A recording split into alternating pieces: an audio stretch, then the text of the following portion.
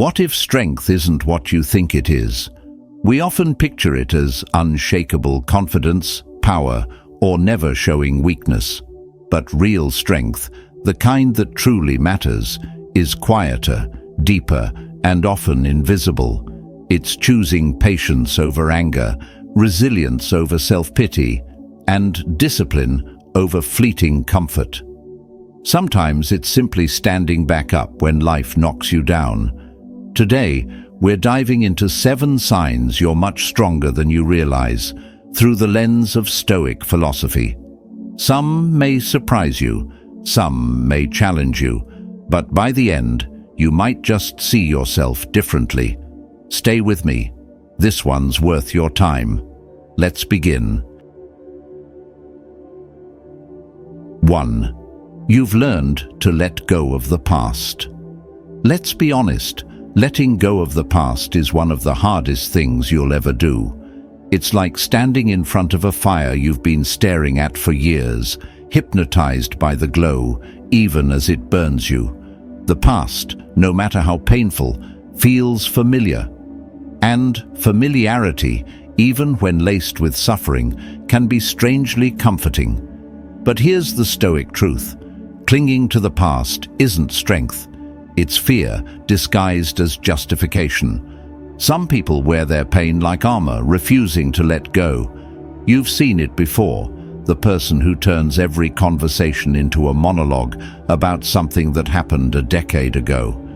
Yeah, I'm fine, but did I tell you about the time Karen stole my idea at work in 2013? I mean, I'm over it, but still. Here's the thing, if you're still bringing it up, you're not over it, and that's okay. But ask yourself, is holding on serving you? Is it helping you grow? Or is it just keeping an old wound open, preventing you from moving forward? I know this struggle firsthand. Years ago, I lost a friendship in the worst way possible. Not a slow fade, but a full-blown emotional fallout.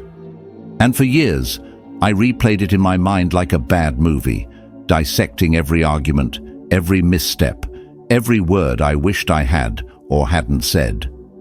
I convinced myself that if I could just understand it, just analyze it enough, maybe I could change how it ended.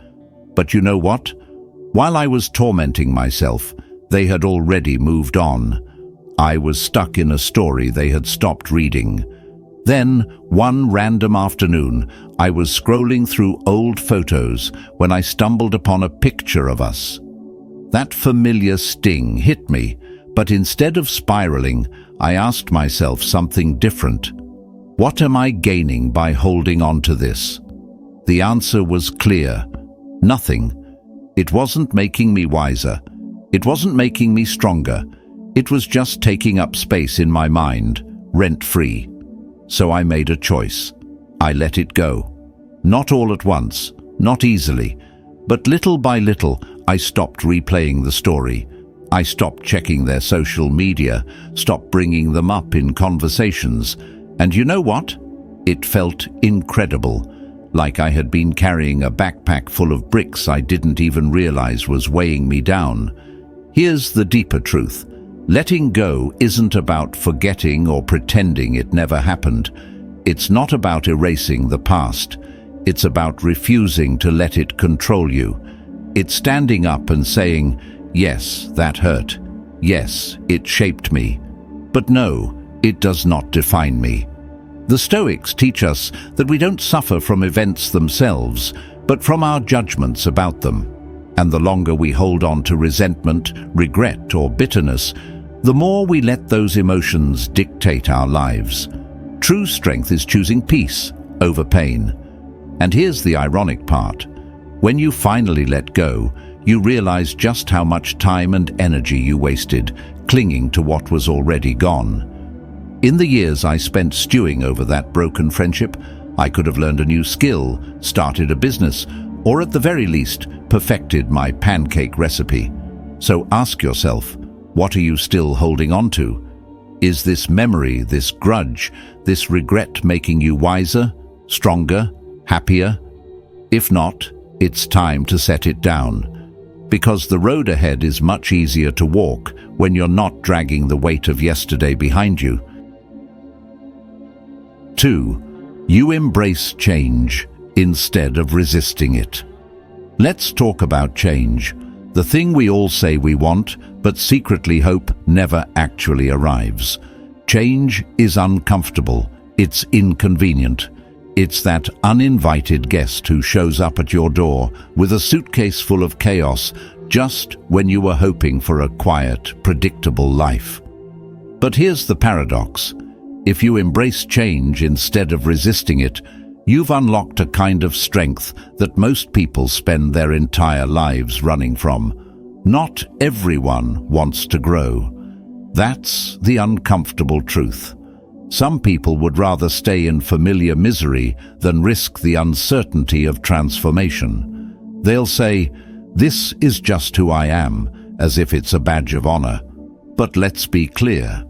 Staying the same isn't strength. It's fear wearing a mask of stubbornness. Growth doesn't happen in the comfort zone. It happens when you have the courage to step into the unknown, even when every part of you wants to cling to what's familiar. I learned this lesson the hard way. A few years ago, I was stuck in a job that looked great on paper, but felt like slow suffocation in real life. The hours were brutal, the work was uninspiring, and the office politics made survivor look like child's play. But I stayed. Why? Because leaving felt terrifying.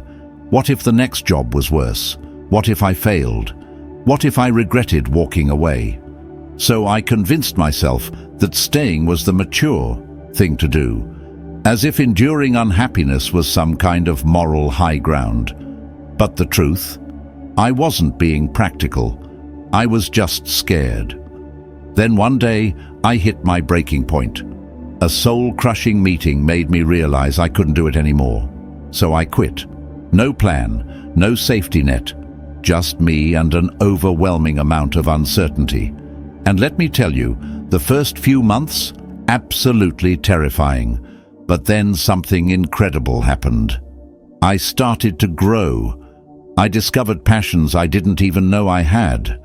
I learned skills I never imagined needing. I found opportunities that never would have come my way if I had stayed in that job, clinging to a false sense of security. Looking back, I realize that job wasn't stability. It was a cage. And leaving it? That was the first time I understood I had the strength to fly. Here's what Stoicism teaches us about change. It's not about being fearless. It's about being scared, but moving forward anyway. It's about trusting that the discomfort of growth is worth the reward of becoming a better version of yourself. It's understanding that the only constant in life is change, and resisting it is like trying to hold back the tide with a bucket. It's exhausting, pointless, and ultimately futile. And let's be real, resisting change often makes us look ridiculous.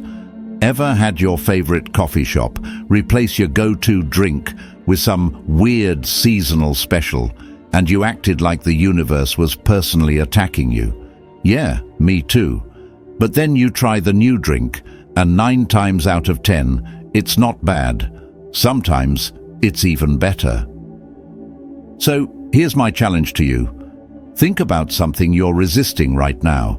Maybe it's a career shift, a relationship ending, or even something small, like switching to a healthier routine. Ask yourself, what's the worst that could happen if I embrace this change? And more importantly, what's the best that could happen? The strongest people aren't the ones who cling to the past or fight against the inevitable. They're the ones who adapt, evolve, and have the courage to say, bring it on. Because here's the secret about change. It doesn't just break you, it remakes you. And on the other side, you might just find a version of yourself you never even knew was possible. 3. You take responsibility for your life. Let's rip the Band-Aid off. Taking responsibility for your life isn't easy, glamorous, or Instagram quote material. It's uncomfortable, messy, and forces you to face some brutal truths about yourself. But here's the paradox. Owning your life is one of the most powerful and liberating things you can do. Why? Because the moment you stop making excuses, you put yourself back in control. No blaming others, no waiting for the world to change. Just you, your choices, and your next move. But here's where it gets uncomfortable. Not everyone wants to take responsibility. Some people would rather cling to the blame game. My parents never supported me. My boss doesn't recognize my talent. The economy is terrible right now. Sound familiar? Blame feels good because it's easy. It's like handing over the steering wheel and then complaining about the bumpy ride. But here's the harsh truth. If you're constantly blaming others for where you are in life, you're not steering. You're just a passenger. I know because I used to be that passenger. For years, I blamed my circumstances for everything that wasn't going right in my life. I told myself my job was holding me back. The city I lived in was too small, and, on particularly bad days, even the weather got its share of my frustration. But one day, after an especially dramatic self-pity session, I had a realization. Blaming everything else wasn't changing anything. So I made a decision. I took responsibility. And let me tell you, that first step was brutal. I had to admit that I wasn't stuck because of anyone else. I was stuck because I wasn't taking action. I was afraid of failing, so I played it safe. And rather than face that fear, I hid behind excuses. The moment I accepted that truth, everything shifted. I started taking small but meaningful steps, learning new skills, seeking out new opportunities, and most importantly, owning my mistakes instead of running from them. And guess what? I failed. A lot. But I also grew in ways I never imagined. Because when you take responsibility, you stop waiting and start building. But let me be clear. Taking responsibility doesn't mean blaming yourself for everything that's gone wrong. Life throws curveballs. Some things are truly beyond your control, but you do control how you respond. And that's the key. Stoicism teaches us that while we can't dictate everything that happens to us, we always have power over our mindset, our actions, and our next move. Now, let's lighten this up. Ever avoided responsibility, thinking you'd get away with it, only for it to backfire spectacularly? Like leaving the dishes in the sink, hoping someone else will take care of them, only to return to a dried, concrete-like mess that now requires a chisel. Yeah, we've all been there. And guess what? Avoiding responsibility almost always makes things worse. So here's my challenge to you. If you're feeling stuck, ask yourself, what am I waiting for? The perfect moment? A rescue? Because the truth is, no one's coming to save you. You are the hero of your own story.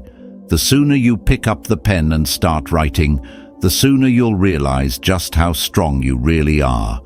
And, hey, if you mess up a chapter or two, that's fine. The best stories always have a few plot twists. 4. You keep going on hard days. Let's be real. The idea of pushing through hard days is way too romanticized.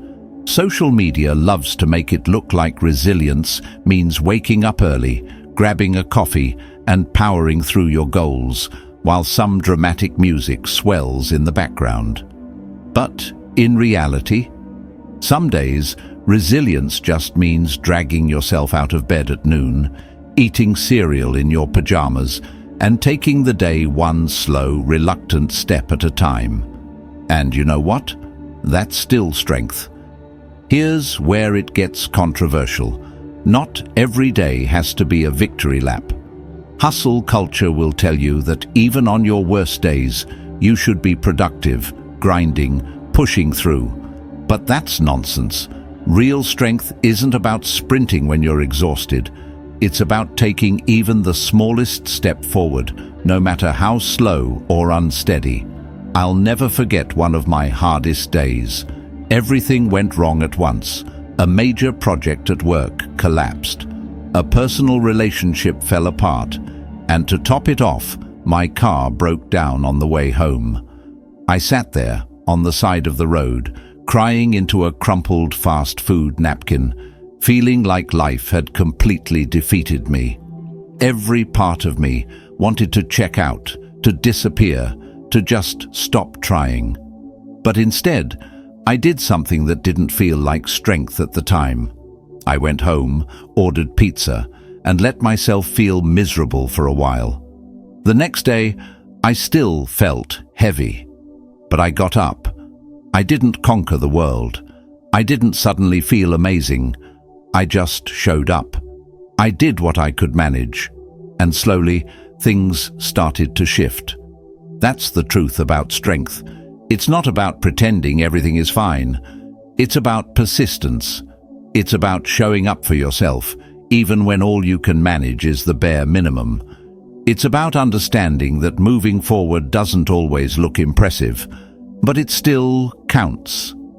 And let's be honest. We've all had those moments where life feels so overwhelming that we seriously consider packing up and moving to a remote cabin in the woods. Sounds tempting, right? But then reality kicks in.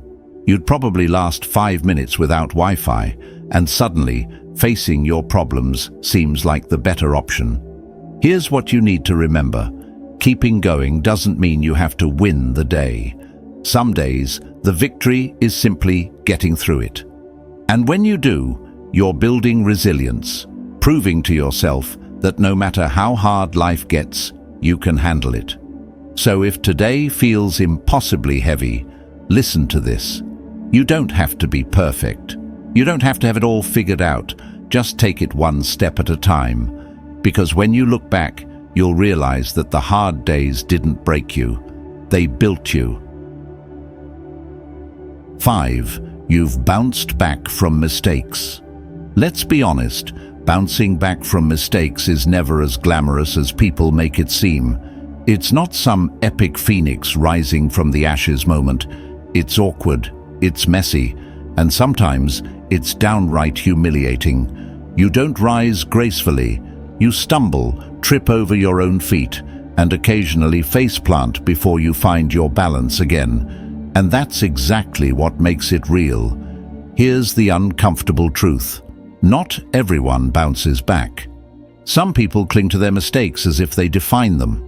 They replay them on an endless loop, using them as proof that they're unworthy or incapable.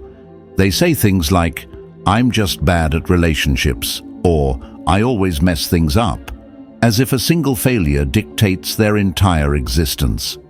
But here's the thing.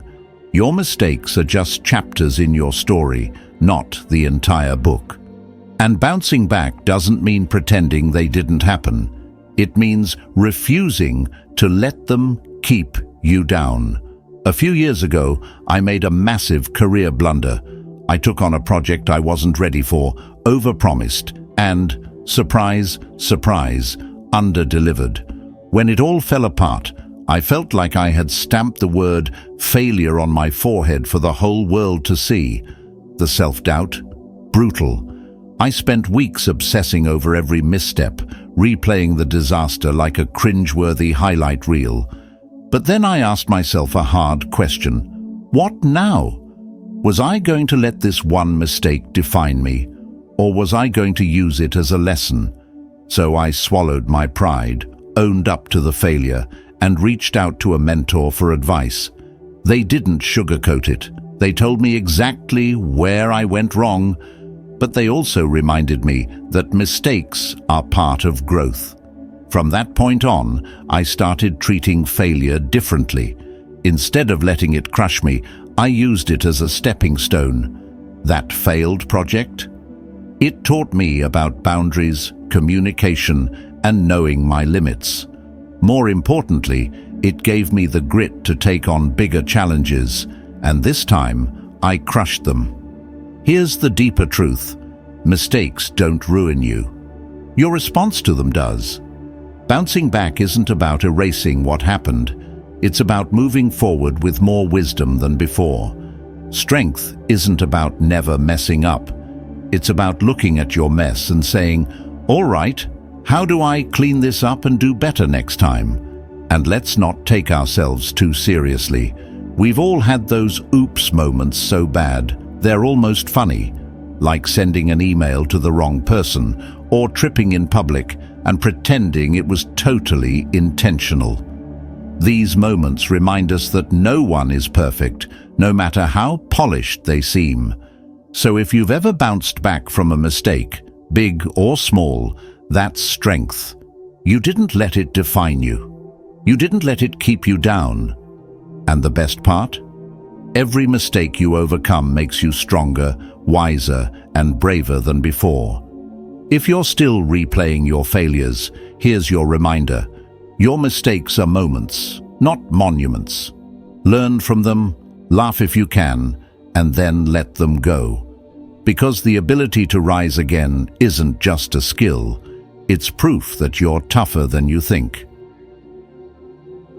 6. You're okay with being misunderstood. Let's be real. Being misunderstood sucks. It feels like someone took the core of who you are, flipped it upside down, and added their own inaccurate subtitles. But here's the paradox.